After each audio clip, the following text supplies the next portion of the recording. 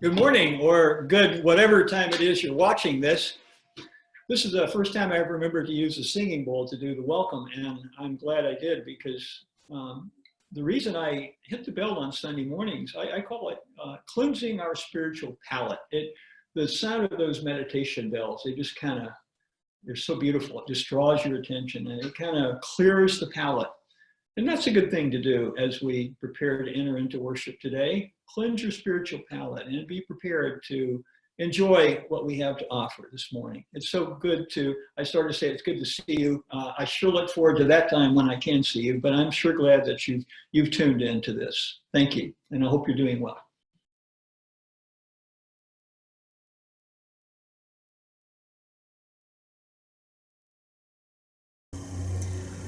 Our opening hymn today is My Life Flows On in Endless Song. It's number 108.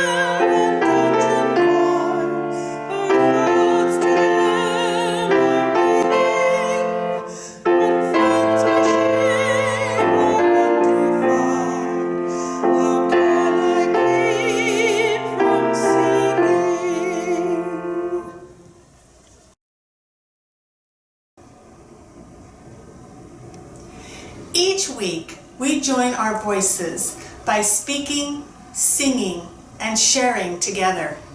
We are so blessed to have this access to technology that enables us to continue to worship as a community. I invite you now, old friends and new, visitors and members, young in years and young at heart, to join me in saying our affirmation. Love is our doctrine. Compassion is our way. Here we seek to create a joyful home for free religious exploration. Build a community of caring fellowship. Nurture the hopes and serve the needs of our world.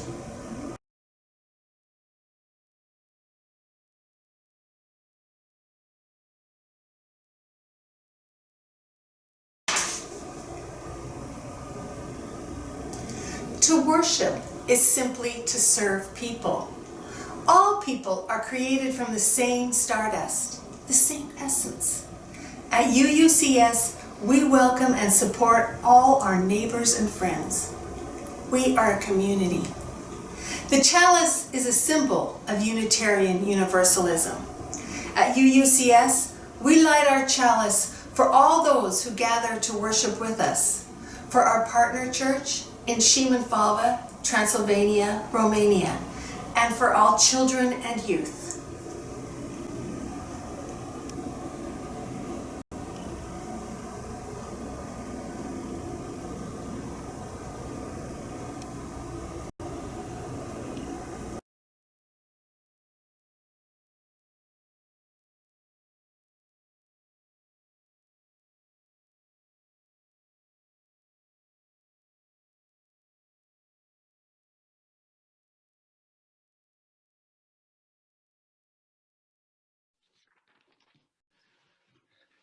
The other day I was walking outside my house and I saw this dog. It was a beautiful, beautiful animal, but I could tell it was lost. It was running around and it just looked so upset. And I didn't have the time or I wasn't fast enough to catch the dog and try to find its owner. But I felt such sympathy for this dog. You could tell it was really, really upset and not knowing where its owner is. And just seeing a sight like that made me feel compassion. So look around you in your world. Where do you see something that moves you to a spirit of compassion? And what can you do about situations in life where you can bring more compassion and more love to other people? I love a quote from Joseph Campbell. He said, "The purpose of the journey is compassion." The purpose of the journey is compassion. Wow.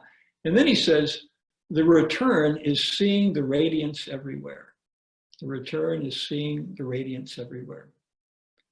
So we talk about compassion in all our worship services as a reminder that this is our practice, that we are learning to look at life through the eyes of compassion, and that we are listening to the calls to act compassionately in our world. Compassion is our way. And gratitude. Last week I was on a Zoom meeting. You've heard of those perhaps. Maybe you've been on a few of them. I certainly have. And I much prefer being in person with people. But in this Zoom meeting, it was with our Connections Group facilitators. We shared stories from our lives in that meeting. And I was so touched. I was so touched. The theme was thresholds. And everyone talked about thresholds that they've come through in their life. And every story was remarkable. The courage and the determination, the persistence, the goodness in people's hearts. It was heartening. And I just felt incredible gratitude to just have people like these facilitators in my life, to have you in my life, to have the members of this congregation in my life. So I just want to say thank you. Thank you to everyone for enriching my life. Gratitude, try it out. It's a wonderful thing to think about your life and to be aware of all the gifts that you do have and not take them for granted. Gratitude is our way too.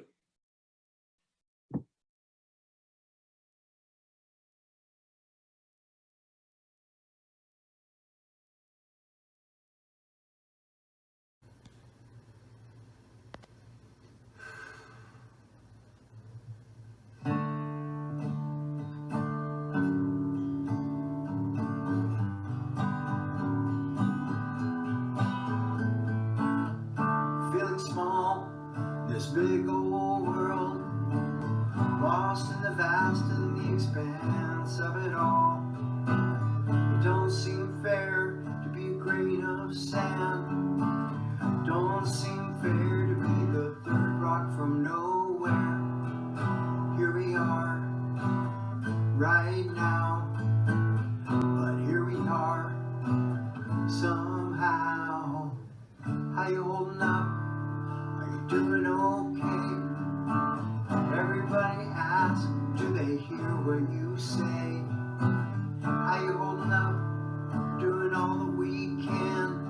Conflicting information, we try to understand.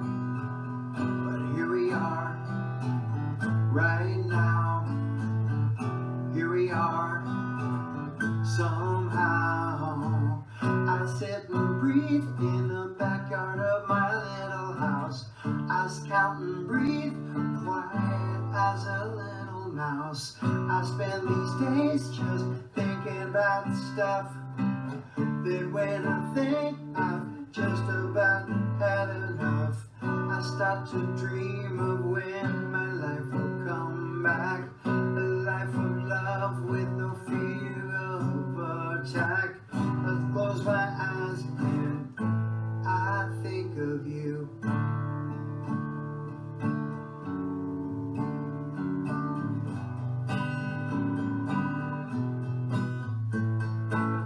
Looking out my window, rain coming down. Everybody's inside, nobody's around. The social media, it's putting on a show. There's a fool on TV, what does he know? But here we are, right now. Here we are, somehow. I sit and breathe in the backyard of my little house. I count and breathe, quiet as a little mouse. I spend these days just thinking about stuff. Then when I think I've just about had enough, I start to dream of when my life will come back. A life of love with no fear of attack. I close my eyes and I think of you.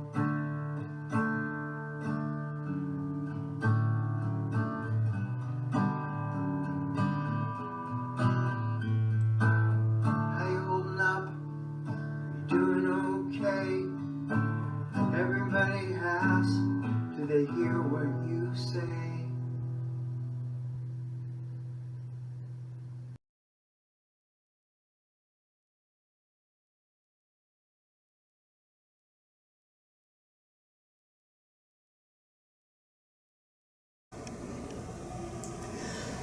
Our prime purpose in this life is to help others. The planet does not need more successful people. The planet desperately needs more peacemakers, healers, restorers, storytellers, and lovers of all kinds. Love and compassion are necessities, not luxuries. Without them, humanity cannot survive. We are visitors on this planet. We are here for 100 years at the very most. During that period, we must try to do something good, something useful with our lives. So let's take care of others wholeheartedly, of both our friends and our enemies. Only the development of compassion and understanding for others can bring us the tranquility and happiness we seek. Every single being, even those who are hostile to us, is just as afraid of suffering as we are and seeks happiness in the same way we do. If you want others to be happy, practice compassion. If you want to be happy, practice compassion. If someone does not smile at you, be generous and offer your own smile. Nobody needs a smile more than one that cannot smile to others. If you contribute to other people's happiness, you will find the true meaning of life.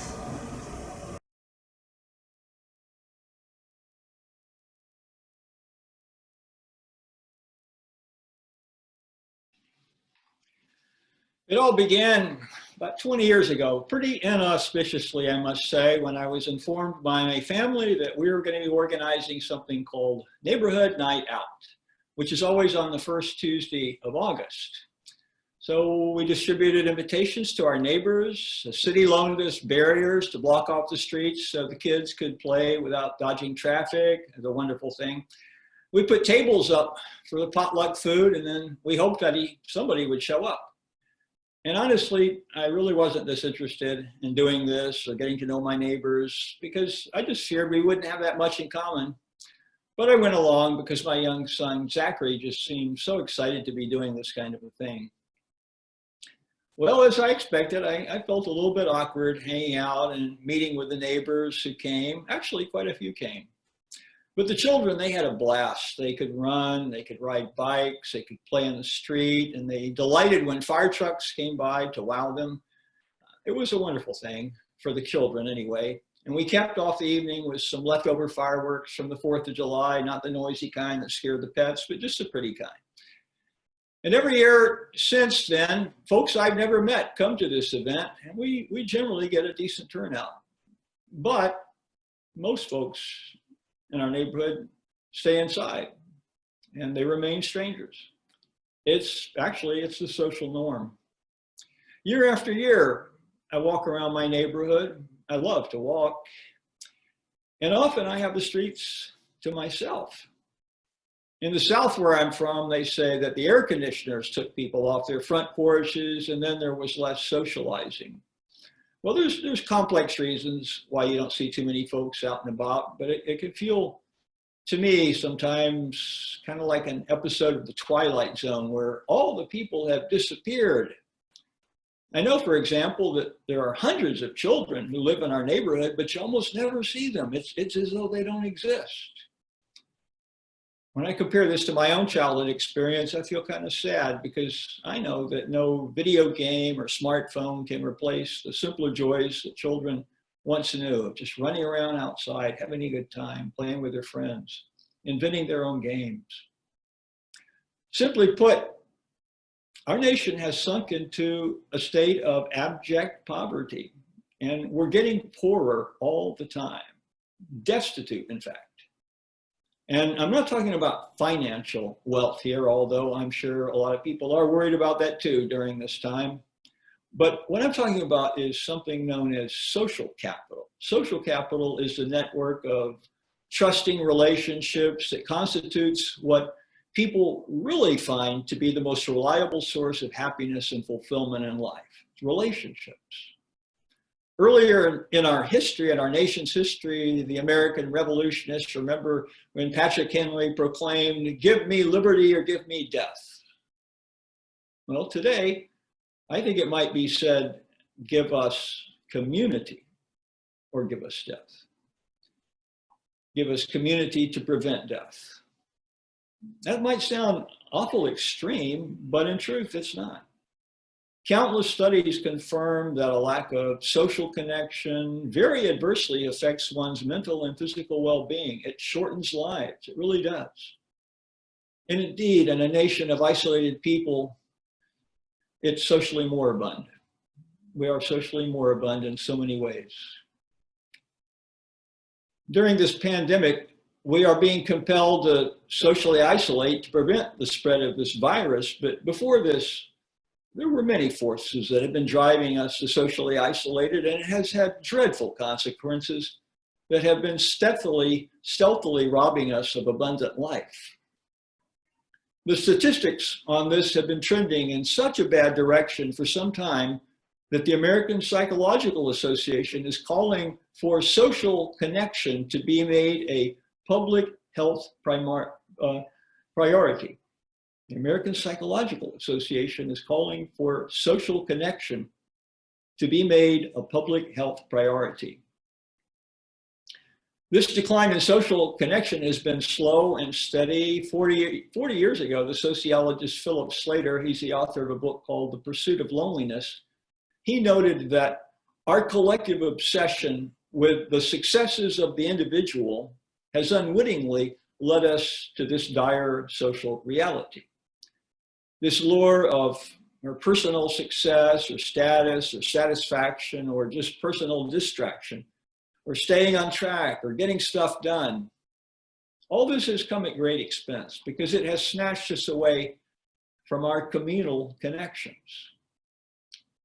Since this erosion of social connections it's been gradual, so it's hard to see what we're missing.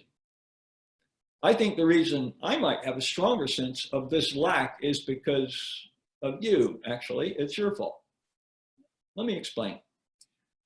One of the expectations of a minister, at least it seems to me that you ought to expect this from me, is that I welcome people here. Newcomers and old timers, young and old, and everyone. And I have often said that the welcome is the most important part of our Sunday worship.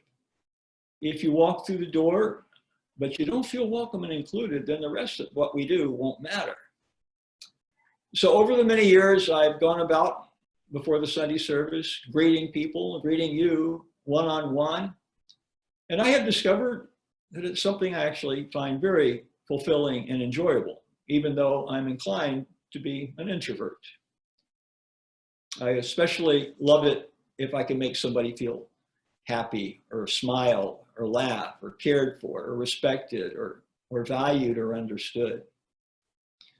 When this happens, when this happens, when you're meeting somebody, you are entering into what the Jewish sage Martin Buber called an I-thou relationship. And this is when people have life-affirming awareness of the precious value of one another, an I-thou relationship. It wasn't until I took my first extended sabbatical last year, and I wasn't greeting you on Sunday mornings. I've been doing this for so many years. I was used to greeting people on Sunday mornings that I became aware on my sabbatical of how this practice, my welcoming practice, has shaped me.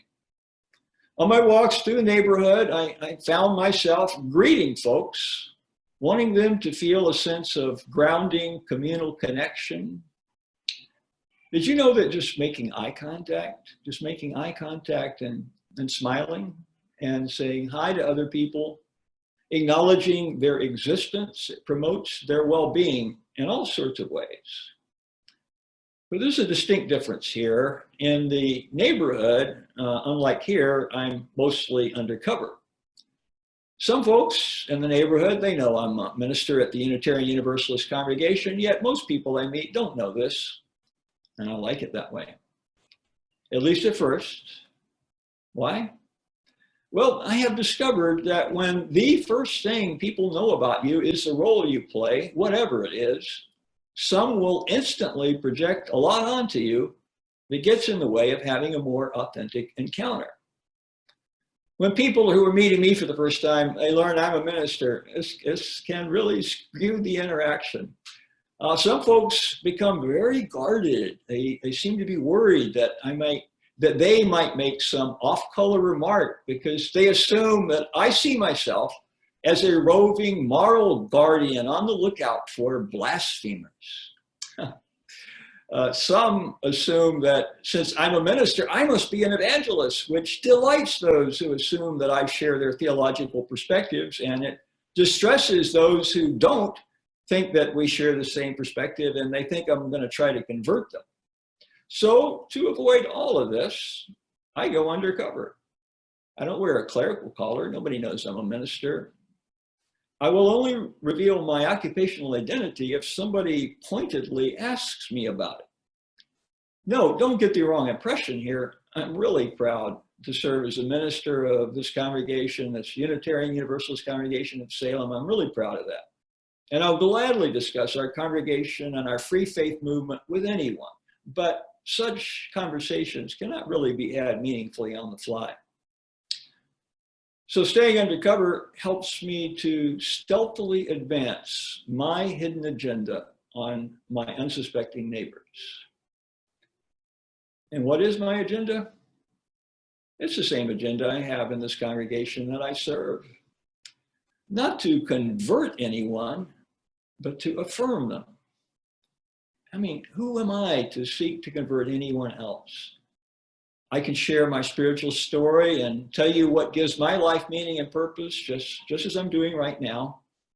And I hope that that might be of some benefit to you, but just as my hearing from others often benefits me. But no one should presume to trample upon what the great proponent of freedom of conscience, Roger Williams, called soul liberty. No one has the right to trample in and violate your freedom of conscience. True conversion comes when someone is personally transformed by a new truth or insight, not when you are coerced by others to embrace their views.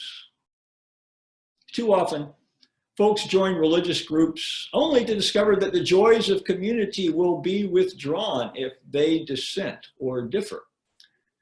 And so people feel compelled to pretend to believe what they don't believe because they enjoy the community so much that they don't want to be ostracized.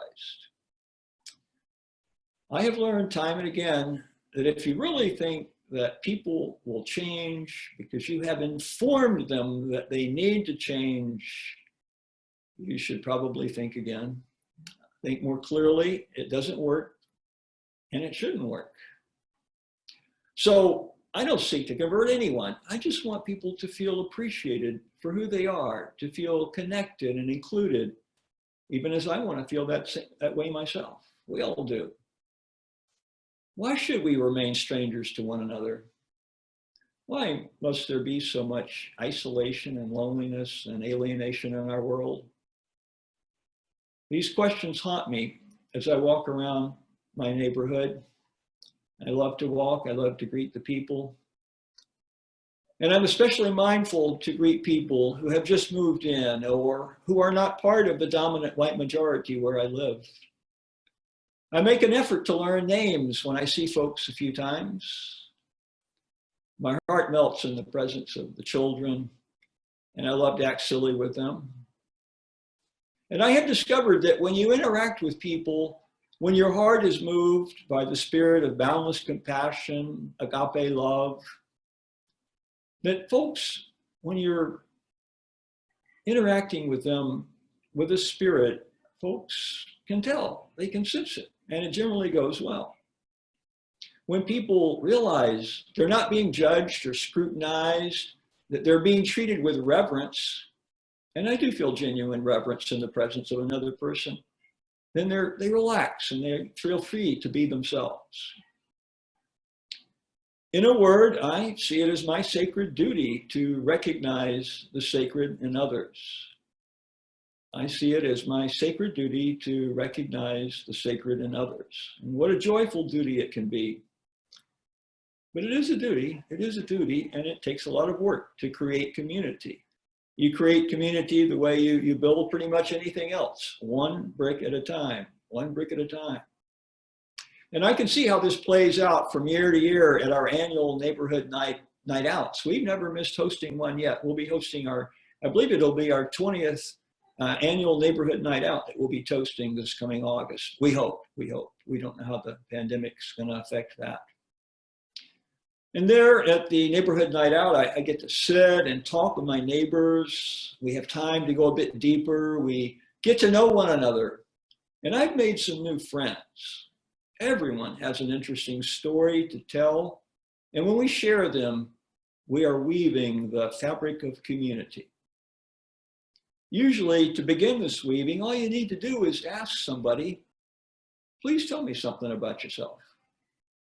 Yes, please do. Please tell me something about yourself. I want to know.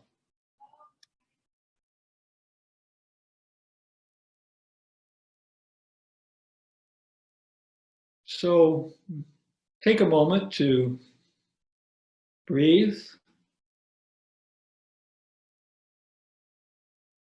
Being aware of the air as it comes into your lungs, and aware as it goes out. Focusing on the breath allows you to slow down, gain more clarity. So look at your life today. Consider your relationships with people around you. Your family members, your friends, your neighbors. Where are you being called to establish new relationships? Relationships that will benefit you and bless other people as well. I just invite you now into a time of silence as you reflect on how you are being called to reach out, how you are being called to help build community. Let's be together in silence as we ponder upon this.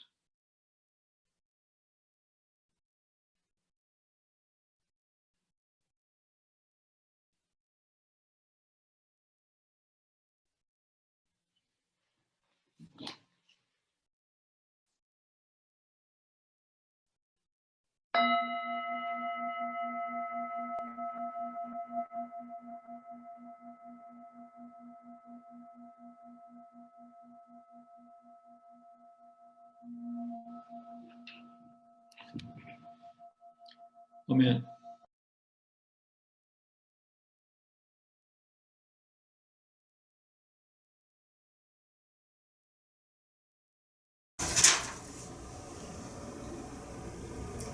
Our congregation's existence is made possible by the generosity of its friends and members. Your gifts support our new way of holding services, our many ministries, our outreach to our neighbors through donations of food and funds to Marion Polk Food Share, and our Share the Plate recipient, Great Harvest. We know that these are unusual times, and that some of you are facing financial constraints. But if you are luckier than others, please consider increasing your contribution so that we may continue to be a welcoming presence in this community. Donations may be made by logging onto our website, uusalem.org, or through the mail. Your donations are gratefully received.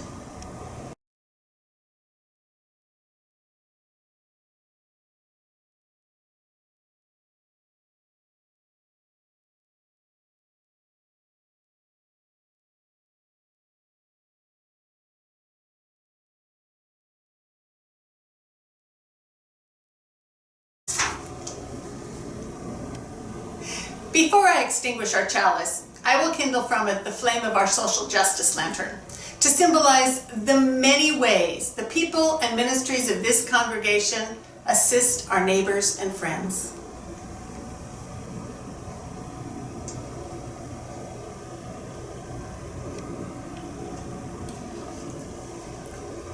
Each week, we light our chalice to begin our time together, and we extinguish it when we part.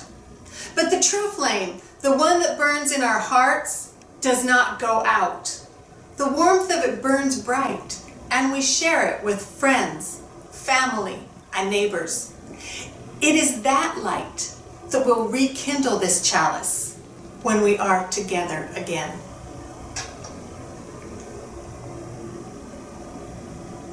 May it be so.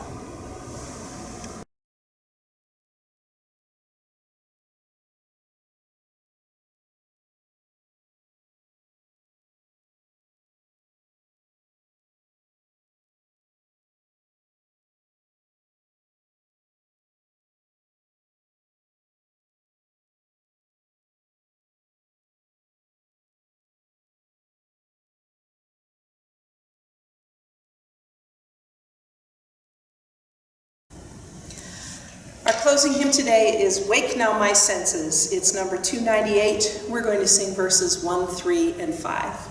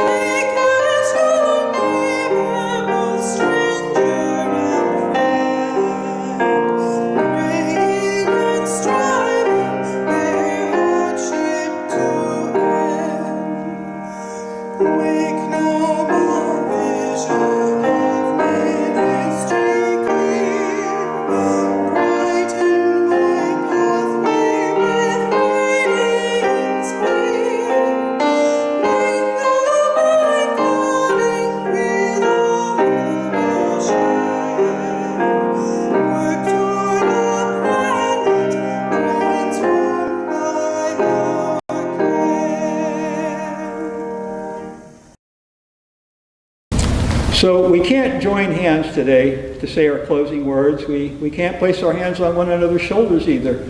But we can hold one another in each other's hearts as we say our closing words. Would you please join me as we say those closing words? May faith in the Spirit of life, hope for the community of earth, and love for the sacred in one another be ours now and in all the days to come.